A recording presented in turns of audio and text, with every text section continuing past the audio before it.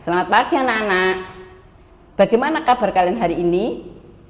Ibu harap kalian baik-baik dan sehat selalu. Mari kita jaga kesehatan dengan makan makanan bergizi, makan sayur dan buah, juga minum susu. Usahakan untuk setiap hari berolahraga agar kalian sehat selalu. Baiklah anak-anak, hari ini kita akan belajar tentang tema. Tema hari ini yaitu tema 1, subtema 3, pembelajaran yang kelima. Meliputi diantaranya 1 tentang seni tari daerah. Yang kedua yaitu tentang keberagaman sosial dan budaya suatu daerah. Yang ketiga yaitu tentang menentukan besar sudut pada bangun datar yaitu segi 4. Baiklah anak-anak, kita awali dari satu persatu. Yang pertama yaitu tentang seni tari daerah. Indonesia kaya akan seni budaya tari daerah. Tari daerah macam-macam, setiap daerah pasti memiliki tari daerah yang berbeda. Contohnya adalah ada tari kecak dari Bali, tari kipas Pakarena dari Sulawesi, ada juga tari gambyong, tari serimpi dari Jawa Tengah, ada juga tari bungong jompa dari Aceh. Baiklah, hari ini kita akan belajar tentang tari bungong jompa dari Aceh. Bungong jompa itu sendiri artinya bunga cempaka putih.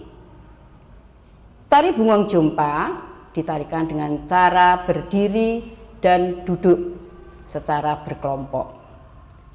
Sebelum kalian memperagakan tari bungong jompa, ada beberapa yang harus kalian perhatikan sebelum mementaskan tari. Di antaranya adalah gerakan-gerakan dasar yang harus kalian pahami. Jika sudah kalian pahami, dasar-dasar tari tersebut harus kalian hafalkan. Yang kedua, kalian juga harus memperhatikan kostum. Kostum itu pakaian. Juga alat musiknya apa saja. Ya. Lalu kalau semuanya sudah kalian kuasai, sudah belajar dengan baik, kalian sudah menguasai gerakan-gerakan tarinya, kostumnya, alat musiknya, baru kalian siap untuk memperagakan tari daerah tersebut. Ya. Kalau seandainya tari tersebut kalian susah untuk menarikan secara berkelompok, nanti kalian bisa memperagakan tari tersebut secara mandiri dari rumah kalian masing-masing. Bagaimana caranya? Kita setel lagu Bungong Jompa. Lalu kalian tarikan atau peragakan lagu tari tersebut dengan baik. Nanti di video kirim ke Bu Maria. Seperti itu mengenai tari Bungong Jompa. Jangan lupa juga dalam menarikan ekspresi wajah. Ya. Jangan lupa dalam menari juga ekspresi wajah harus kalian perhatikan. Baiklah anak-anak, kita akan masuk yang kedua yaitu tentang bentuk-bentuk keragaman daerah asal. Indonesia sangatlah luas, terdiri dari beribu-ribu pulau. Oleh karena itu, Indonesia disebut sebagai negara kepulauan. Banyak pulau, baik pulau besar maupun pulau-pulau kecil. Selain itu, Indonesia terdiri dari 34 provinsi. Kita masuk provinsi Jawa Timur, ya, di mana setiap provinsi itu pasti memiliki keragaman sosial dan budaya yang berbeda-beda. Ibu ambil contoh, misalnya provinsi Jawa Timur. Jawa Timur itu memiliki suku, ya, bermacam-macam suku, diantaranya ada suku Jawa, ada suku Madura, ada suku Osing, ada suku Tengger, seperti itu. Itu suku, nama-nama suku yang ada di provinsi Jawa Timur. Suku Osing itu suku yang masyarakatnya yang tinggal di daerah Banyuwangi. Kalau suku Tengger itu adalah penduduknya tinggal di daerah Gunung Bromo. Baik, itu tentang suku. Ada juga rumah adat Jawa Timur, misalnya Joglo. Ya, juga ada makanan khas tradisionalnya, misalnya ada tautek, keripik tek-tek, gitu ya. Ada sate Madura, ya, ada soto Madura, seperti itu makanan tradisional Jawa Timur ya. Berikutnya juga ada pakaian adat daerah, ada sosial budaya, misalnya tentang karapan sapi, itu merupakan ciri khas yang ada dari daerah Madura. Nah, untuk itu anak-anak ya, tugasnya untuk keragaman sosial budaya, nanti kalian mencari dua contoh daerah ya, dua contoh daerah. Tentu daerah tersebut pasti memiliki keragaman budaya yang berbeda, misalnya sukunya apa ya, bahasa daerahnya apa, makan tradisionalnya apa, rumah adatnya apa, senjata tradisionalnya apa, seperti itu. Nanti boleh anak-anak mencari di internet ya, boleh di tabloid, di buku pelajaran, silahkan. Bagaimana anak-anak? Dari keragaman sosial budaya bisa dipahami? Baik, itu nanti tugasnya. Jadi tugasnya menentukan dua daerah ya dengan keragaman sosial yang berbeda. Silahkan dicari, lalu dituliskan di sebuah kertas folio sebagai laporannya ya. Misalnya provinsi Jawa Tengah misalnya, provinsi Jawa Tengah misalnya itu memiliki seni musiknya ya, apa misalnya gamelan,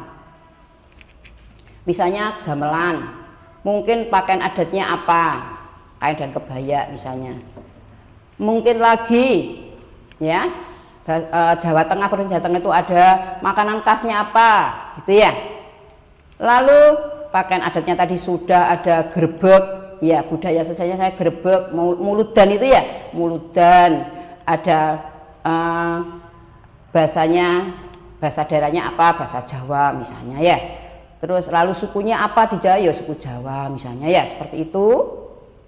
Sampai di sini paham ya anak-anak ya?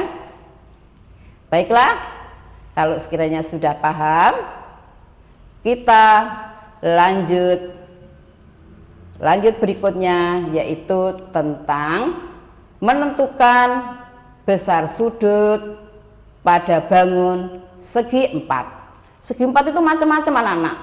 Ada trapesium, ada jajar genjang, ada persegi, ada segi empat, banyak sekali. Nah, sekarang bagaimana cara menentukan besar sudut pada suatu bangun persegi?